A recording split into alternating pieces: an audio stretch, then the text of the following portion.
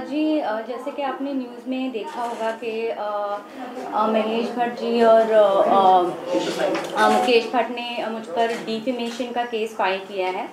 तो वो आज 3 बजे कोर्ट में हियरिंग थी और मेरे लॉयर वहाँ गए थे। तो कोर्ट ने कहा, उन्होंने ये बोला था कि जो भी मैंने सोशल मीडिया पे वीडियो रिलीज़ किया है उसे वो डिलीट कर दे, क्योंकि everything is false and she is not telling the truth. लेकिन कोर्ट का ये ऑर्डर आया है that she will not delete the videos, और वीडियोज़ वहीं रहेंगे, because I am not making any defamatory statement. जो भी मैं बोल रही हूँ वो सच बोल रही हूँ, और and I stand by it. जो भी स्टेटमेंट्स मेरे मुंह से जाएंगे, I stand by it. So these are the facts, this is the truth. Lavina ji, बताइए कि क्या पूरा मामला है, क्या शिकायत है आपकी महेश भट्ट और मुकेश भट्ट की फैमिली से? वेल देखिए, मेरे और मेरे हस्बैंड का जो डिस्प्यूट हुआ था वो 2016 में हुआ था। वो इसलिए हुआ था क्योंकि मैंने बहुत सारी इलीगल एक्टिविटीज़ होते हुए देखी। जो सुमित सब्रवाल मेरे हस्बैंड है, मैंने देखा कि वो ड्रग्स सप्लाई करते हैं, और उनके फ़ोन में अलग अलग किस्म की लड़कियों की फ़ोटोज़ होती है। वो डायरेक्टर्स को दिखाते हैं और लड़कियां सप्लाई करते हैं डायरेक्टर्स को। तो ये कुछ ज़्यादा हो रहा था, इसीलिए मैंने डिवोर्स फाइल किया है। और ये बात की जानकारी मैंने महेश भट्ट की बहन कुमकुम सहगल को भी दी, और महेश भट्ट को भी दी, और मुकेश भट्ट को भी दी। तो ये सब ऑलरेडी ये बात जानते थे। तो जब मैं महेश भट्ट के ऑफिस में गई ये बात बताने, तो महेश भट्ट मुझ पे चिल्लाने लगे। पहले तो उन्होंने बोला मुझे कि ओ बेटा बेटा आओ आओ कैबिन पे आओ, क्या हुआ ऐसे मुझे बोलकर कैबिन में अंदर बुलाया। और फिर वो मैंने उनको बताया कि सुमित ड्रग्स करता है, सुमित लड़कियां सप्लाई करता है, ही इज़ इनटू प्रोस्टिट्यूशन। मैंने सब बताया that he is womanising. He started shouting at me. वो मुझ पर जोर जोर से चिल्लाने लगे। उन्होंने मुझसे कहा कि वो जो भी करता है तू बीच में मत आ, ये सब के बीच में तू आएगी तो तुझे और तेरी पूरी फैमिली को ख़त्म कर देंगे। ऐसा उन्होंने मुझे स्टेटमेंट दिया। और उसके बाद वो मुझे ज़ोर ज़ोर से गंदी गंदी गालियाँ देने लगे। वहाँ पे कुमकुम सहगल जो महेश भट्ट की बहन वो भी बैठी थी, मुकेश भट्ट भी बैठा था, और सुमित सब्रवाल वो भी बैठे थे। तो ये हुआ, और फिर मैं रोते रोते निकल गई और मैंने इमीडिएटली पुलिस कंप्लेन किया। लेकिन पुलिस भी मेरा कंप्लेन लेने के लिए तैयार नहीं थी। फिर भी मैंने उनको कितना रिक्वेस्ट करके मैं तभी के तभी पुलिस लेकर विशेष फिल्म्स गई, और वहाँ पे पुलिस मेरे साथ आए, पूरा इंक्वायरी हुआ। और मैंने उनसे कहा कि प्लीज़ आप सीसीटीवी चेक कीजिए, इन्होंने कैसे मुझे धमकाया है। जबकि मुझे पता है, मैं फैमिली रह चुकी हूँ उनकी, मुझे पता है वहाँ सीसीटीवी कैमरा था। पुलिस मुझे कहता वहाँ मैडम सीसीटीवी है ही नहीं, तो हम फुटेज कहाँ से निकालें। ये मुझे पुलिस कहता है, जबकि मुझे पता है कि सीसीटीवी फुटेज वहाँ है। एनीवेज, उसके बाद 2016 में जो भी प्रोटोकॉल्स थे, मैंने एक प्रोटोकॉल फॉलो किया। लीगली हर कोर्ट में केस फाइल किया है। मेरे एटलीस्ट 5 कोर्ट में केस चल रहे हैं। मैंने वो किया, मैंने एफआईआर किया। एफआईआर भी बहुत मुश्किल से हुआ, क्योंकि जब मैं गई थी तो उन्होंने लिया ही नहीं, पुलिस ने एफआईआर लिया ही नहीं। फिर मेरी लॉयर की मदद से उन्होंने फाइनली एफआईआर ले लिया। फिर मैंने कोर्ट में केस दाखिल किया, और 2016 से केस चल रहा था। लेकिन उसके बावजूद इन्होंने मुझे इतना परेशान कर दिया है, इतना परेशान कर दिया है।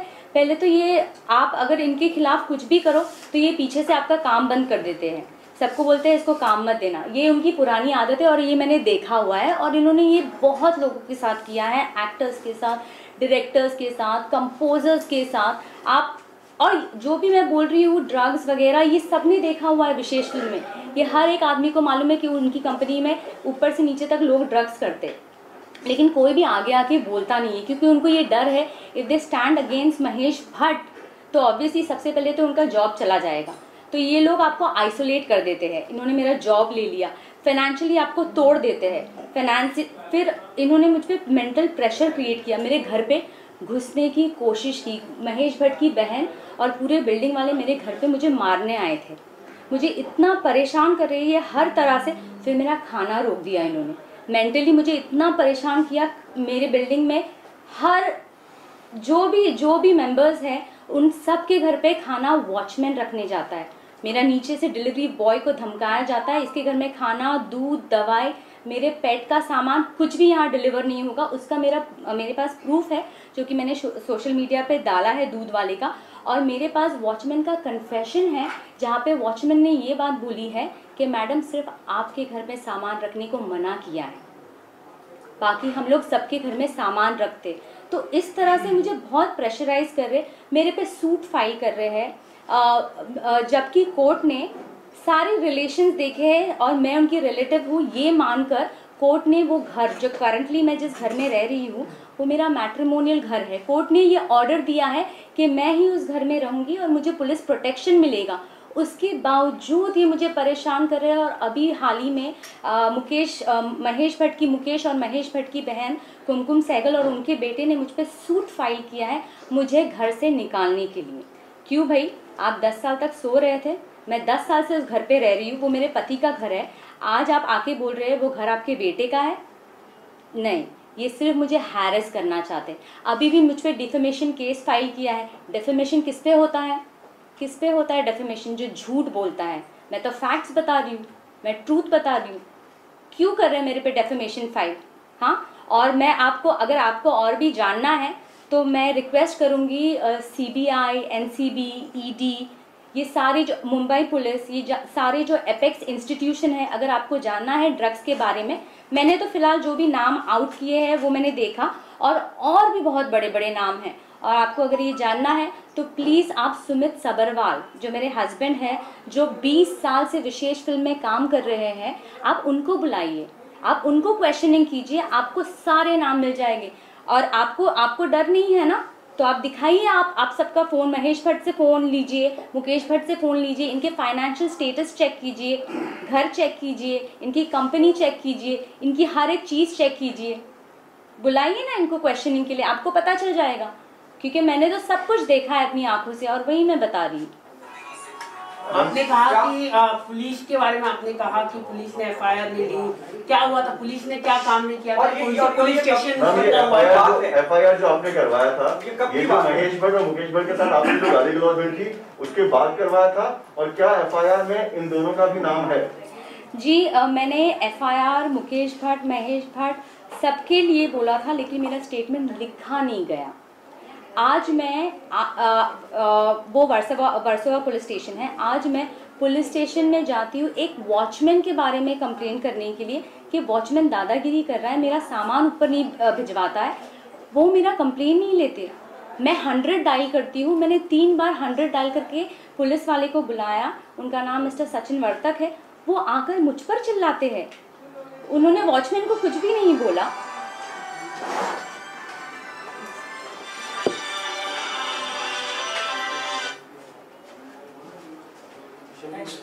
लवीना जी, आपने बोला sorry, one second, just keep my phone on silent.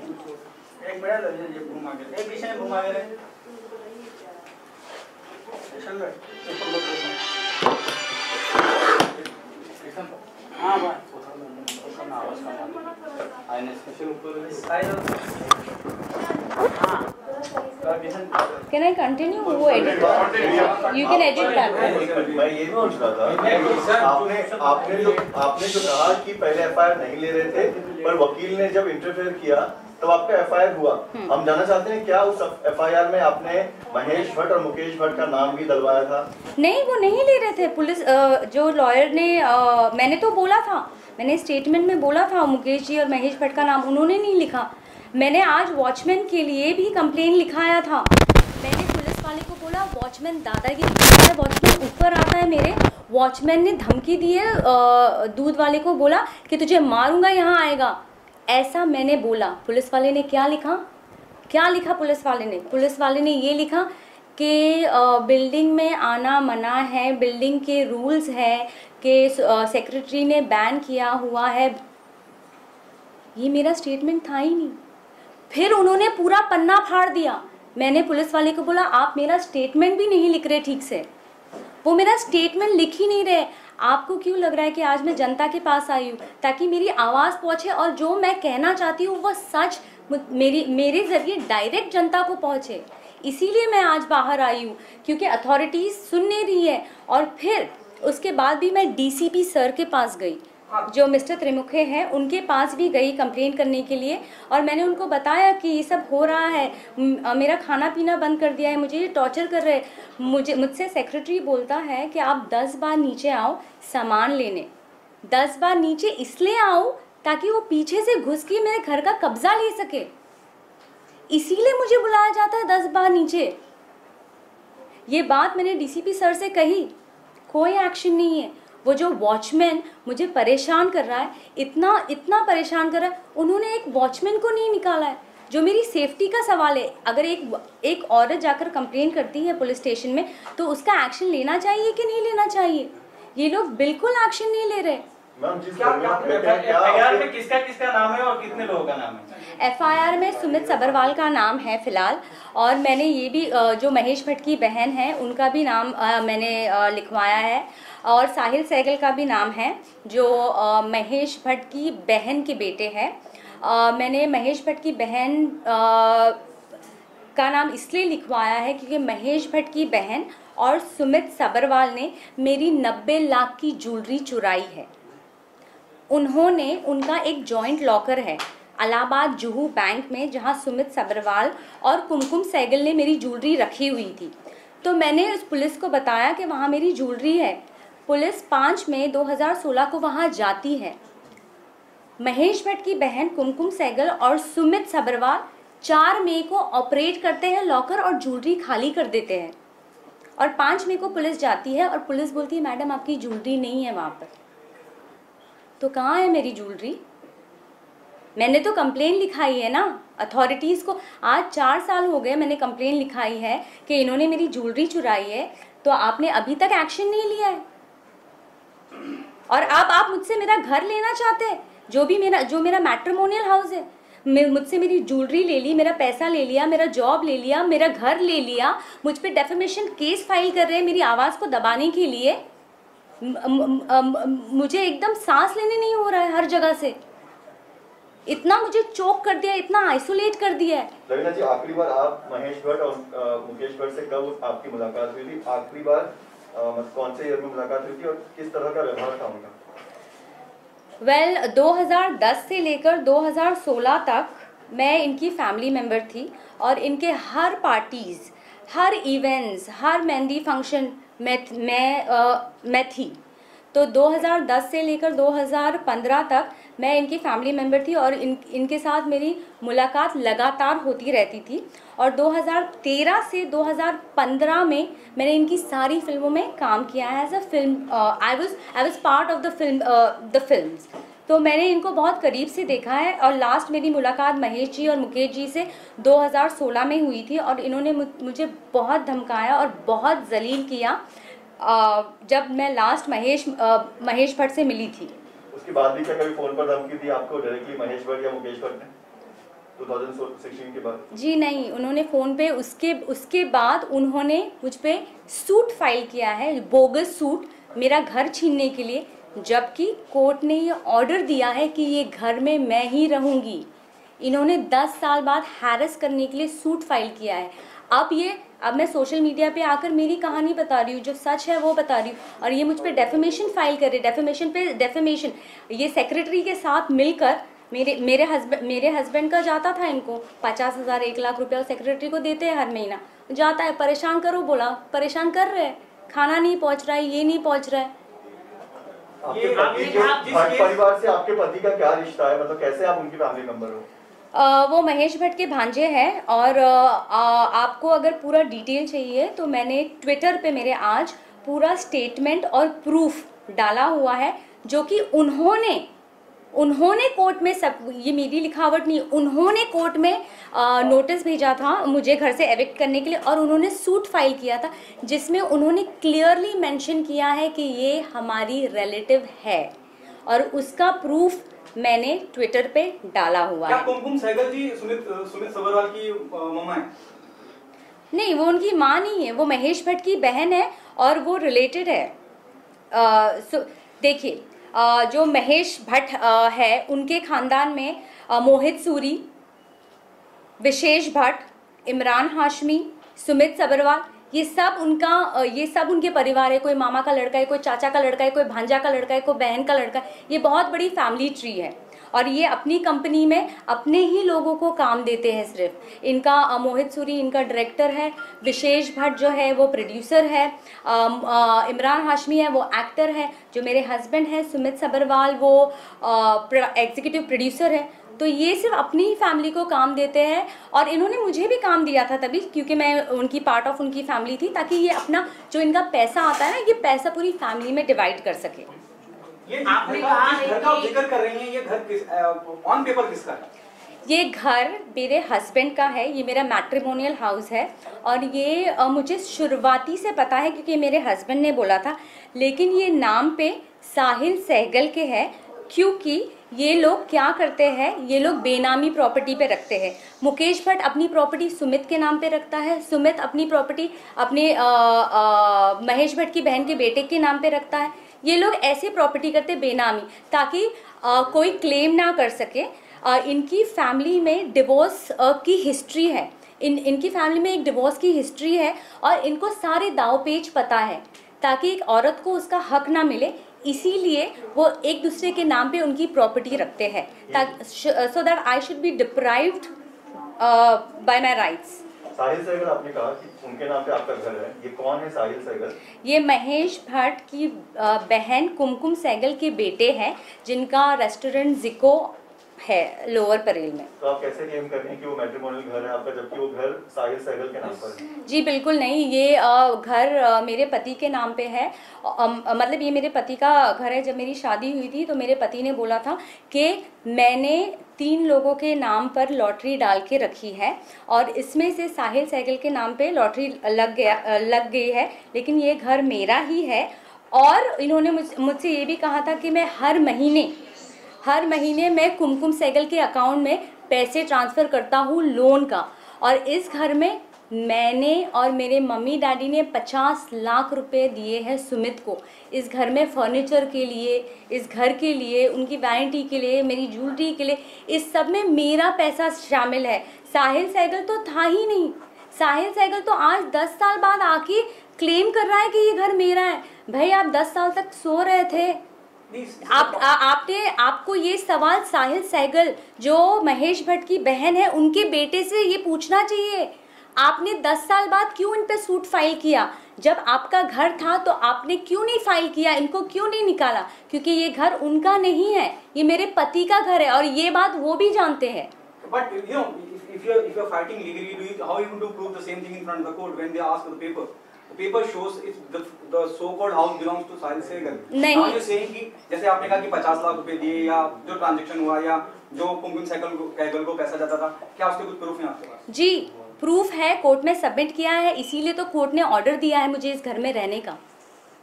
Court ने कुछ देख कर ही ऑर्डर दिया है ना, कोर्ट ने सारे प्रूफ्स देखे और मुझे ऑर्डर दिया है इस घर में रहने का। तो आपको ये सवाल साहिल सहगल से करना चाहिए कि 10 साल बाद आपने ये केस क्यों किया? अगर आपका ये घर था तो आपको पहले साल में आ जाना चाहिए था। आपके पति चाहते हैं कि आप उस घर में रहें?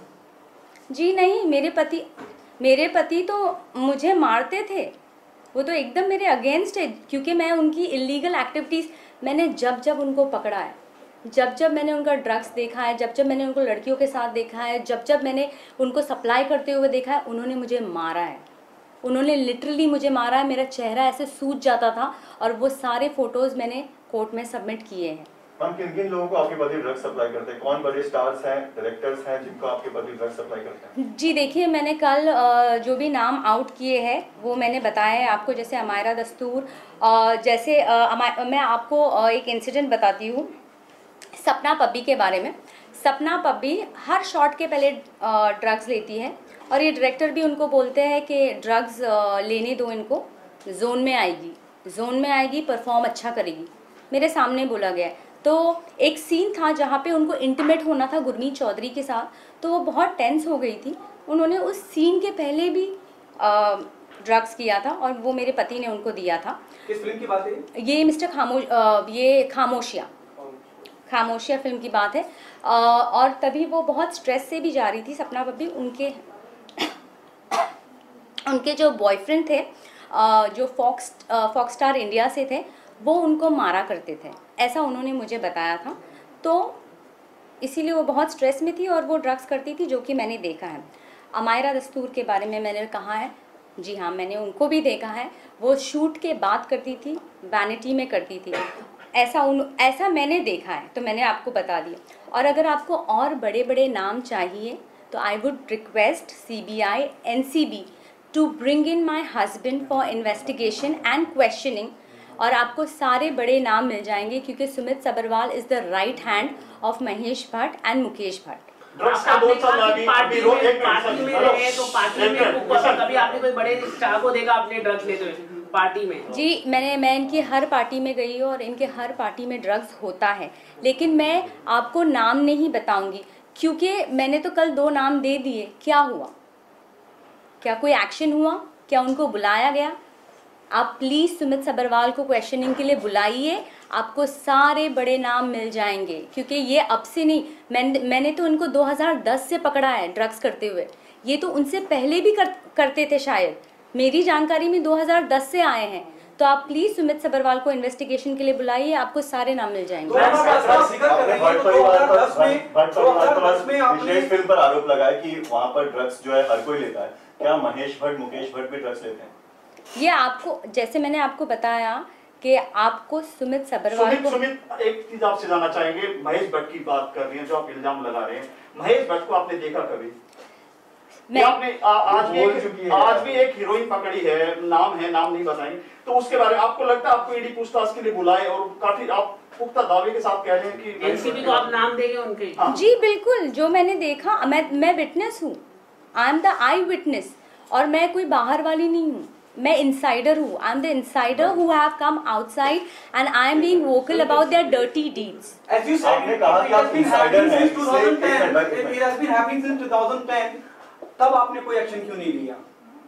जी मैंने, What it took you so long, you know? 10 साल के बाद जी मैंने सब देखा, मुझे सब देखने और समझने में टाइम लग गया, और फिर मैंने धीरे धीरे इनके फैमिली मेम्बर को बताने की कोशिश की। मैंने महेश भट्ट की बहन को बताया, मुकेश भट्ट को बताया, महेश भट्ट को बताया, इन सबको बताया, तो इन्होंने मुझे धमकाया, ये बोले मुझे मार देंगे। ये कितने साल, कौन से साल की बात? ये 2016 में इन्होंने मुझे बोला कि आपके घर को और आपको और आपके पूरे परिवार को ख़त्म कर देंगे, और सभी डरते हैं इनसे, सभी को मालूम है कि ये होता है, और कोई आगे आके बोलता नहीं है, और मुझ पे मेरी जान का खतरा था। आप मुझे बताइए कि आज मैं एक वॉचमैन के लिए जाती हूँ, एक पुलिस वाला आता नहीं है मदद के लिए, पुलिस वाला आता है वो मुझ पे चिल्लाता है, तो इतने बड़े बड़े लोगों को वो कैसे अरेस्ट करेंगे? मुझे मार के चले जाएंगे और सुसाइड बता देंगे।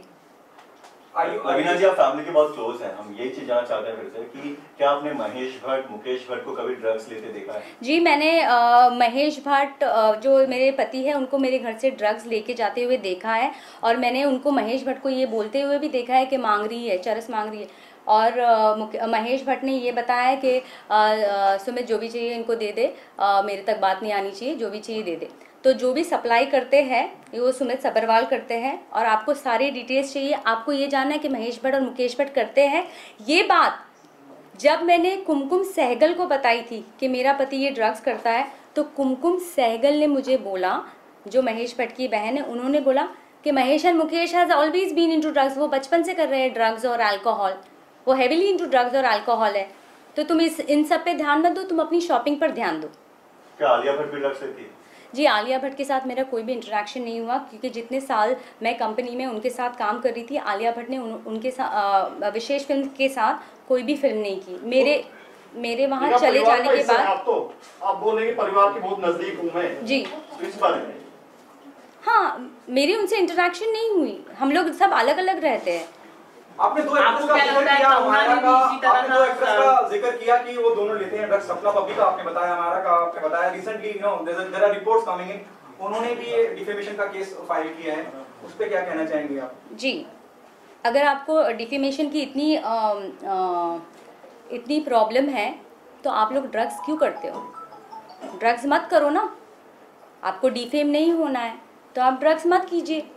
मैंने जो देखा मैंने वो बोला, कंगना ने भी यही सारे सवाल उठाए थे अपने इंटरव्यू में, और कंगना ने बोले ड्रग्स होता है। आपको क्या लगता है? मीडिया ने भी सवाल उठाए, मीडिया के ऊपर भी डेफेमेशन केस फाइल किया गया है।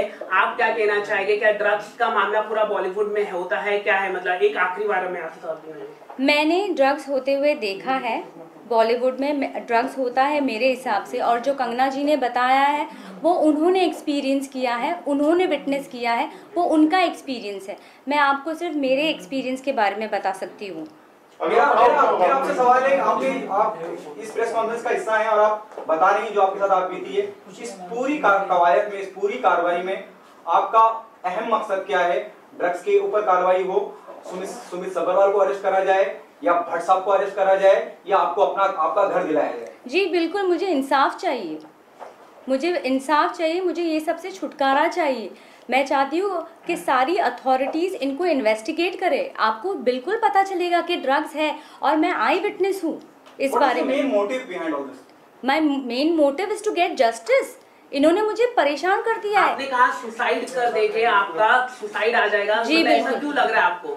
जी देखिए, अगर आप जब सुशांत सिंह राजपूत का केस हुआ था तो मुकेश भट्ट आकर उन्होंने ये बात कहा था कि सुशांत सिंह पागल है, डिप्रेशन में है। क्या आप जानते हैं? यहाँ जी ये बात कहा था। तो वो सुशांत सिंह पागल और डिप्रेशन में नहीं था, ये लोग करते हैं, ये महेश भट्ट, मुकेश भट्ट, ये लोग पागल बना देते हैं आपको। यही वो मेरे साथ कर रहे हैं ताकि मैं सुसाइड कर लूँ। आपने जिस सपना पब्बी का नाम लिया, कौन है ये सपना पब्बी? सपना पब्बी एक्ट्रेस है जिन्होंने खामोशिया में विशेष फिल्म्स के साथ काम किया था as a main lead. British actress तो मैम आपका मतलब है सुशांत सिंह राजपूत ने सुसाइड नहीं किया, उनका मर्डर हुआ है? देखिए, मेरा इंटरेक्शन सुशांत सिंह के साथ नहीं हुआ है। मैं कह रही हूँ कि मुकेश भट्ट ने आकर बाहर जो स्टेटमेंट दिया था कि सुशांत सिंह डिप्रेशन में था, तो सुशांत सिंह डिप्रेस क्यों था, क्या वजह थी उसकी? क्योंकि ये लोग ऐसा कर देते हैं, ऐसा सर्कमस्टांसेस पैदा कर देते हैं, आपको इतना कॉर्नर और आइसोलेट करते हैं, आपको इतना तोड़ देते हैं कि आदमी मजबूर हो जाता है सुसाइड करने पे, क्योंकि आदमी के पास कुछ बचता ही नहीं है। काम छीन लेते हैं, मेंटल प्रेशर करते हैं, फिजिकली आपको हार्म करने की कोशिश करते हैं। क्या करेगा आदमी? अथॉरिटी सुन नहीं रही है, क्या करेगा? किसके पास जाएगा? क्या बोलेगा? कोई नहीं सुन रहा है। पायल घोष और कंगना के लिए आरपीआई ने साथ दिया, क्या आप आरपीआई के पास जाएंगे? आज भी प्रेस कॉन्फ्रेंस हुआ आरपीआई का, आपके आने से एक घंटा पहले। गरीबों की मसीहा बन गया, क्या आप भी जाएंगे उनकी शरण में? जी अभी मुझे पता नहीं है, मैं जो भी है लीगली एक्शन कर रही हूँ। ये मैं इसीलिए बाहर आई हूँ क्योंकि मुझे बिल्कुल अथॉरिटीज से मदद नहीं मिल रही है, लेकिन अगर आगे मुझे मदद के लिए जाना पड़ा तो मैं बिल्कुल जाऊँगी।